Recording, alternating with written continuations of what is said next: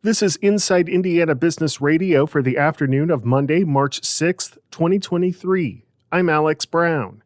The NFL Scouting Combine has wrapped up in downtown Indianapolis, but for how long will the event stay in Indy? This year was the first that the event was put to a bidding process for host cities, and Visit Indy Chief Marketing Officer Chris Gall says the competition from cities like Phoenix, LA, and Dallas is strong. We know that happens frequently. It happened last year. It will happen again this year to have other cities potentially try to wrestle this from us. So we're always on audition. We're always putting our best foot forward. And it's also well known that this could be at some point circulated at other major cities. Indy will host the Combine next year, and Gall said a decision on who will host it in 2025 is expected in May. So how does Indy work to stand out? When we talk to the NFL, it's under one roof. That is our pitch. The fact that everything, our hotels, our convention center, the stadium, all the testing is under one roof. The media, 1,000 credentialed media under one roof.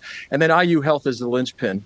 A mile up the street, these prospects, these 300 college athletes can quickly get through a battery of tests very efficiently and get back down. So that is something that's hard to replicate in other major cities when everything is within walking distance and under essentially one roof. This year's Combine is expected to generate $10 million in economic impact for the city. Indianapolis will get a chance to showcase its cultural amenities to a national audience later this year when it hosts the National Humanities Conference. The conference, originally planned for 2020 but moved to this October because of the pandemic, will include opportunities for local writers, musicians, philosophers, and others to connect with industry professionals. From the number one source for Indiana business news, this is Inside Indiana Business Radio. Get ready, Southwest Indiana. We're headed your way. IBJ Media, Inside Indiana Business, and the Indiana Economic Development Corporation invite you to the second annual Engage Southwest Indiana event presented by Indiana University and Old National Bank, Tuesday, April 11th at the Old National Events Plaza in Evansville. We'll be diving into regional and statewide initiatives with a focus on talent, education, and issues shaping our economy. It's all about advancing the future of Indiana. More at ibj.com/engage. An ag tech startup in central Indiana has closed on a pre-seed funding round to advance its genetic development technology. Insignum Ag Tech, based in the Hamilton County town of Atlanta, has created a process that allows plants to use their pigment to communicate health problems. For example, if a plant turns purple, it means the plant is suffering from some type of disease.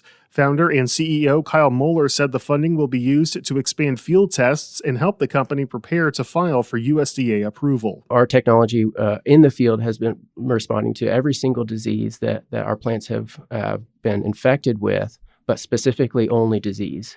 And why that's important is that farmers, as soon as they see this purple color, they know that it means one and only one thing, and they can jump in their tractor and deal with the situation right away. We opened up our field plot to stakeholders this last summer, and we got some really good responses from farmers. They really like that this is something that is physical and tangible. You can see and touch it.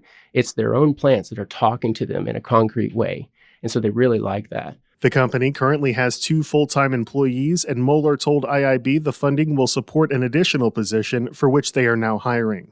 A travel review website has released a list of its best 150 small towns to visit in the U.S., and 3 Indiana communities are included. Family Destination Guide polled 3,000 families to develop its list of communities to get away from the hustle and bustle of metro areas. The Warren County town of Williamsport is the highest-ranked Hoosier community, coming in at number 144. Steinsville, a community of 198 people, is ranked number 148. The third Indiana community is Patriot in Switzerland County, coming in at number 150. You can connect to the full list at InsideIndianaBusiness.com.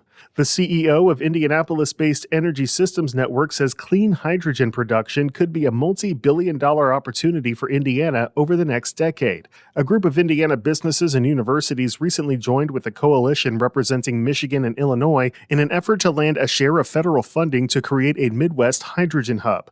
Paul Mitchell talked about the potential impact of clean hydrogen on Inside Indiana Business Television. I think what it makes hydrogen so unique is that this technology, this fuel, is not just about transportation. It can have an impact in transportation, but it's also used in power generation. It's used as an industrial fuel. It can even be used in home heating.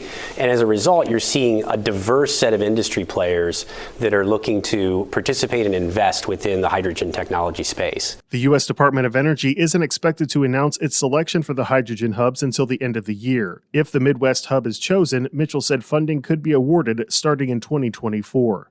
White River State Park Executive Director Jake Oakman is this week's guest on the Business and Beyond podcast with Gary Dick, presented by PNC, a weekly conversation with high-profile Hoosiers in business, sports, and entertainment, and beyond. Available now from your favorite podcast provider.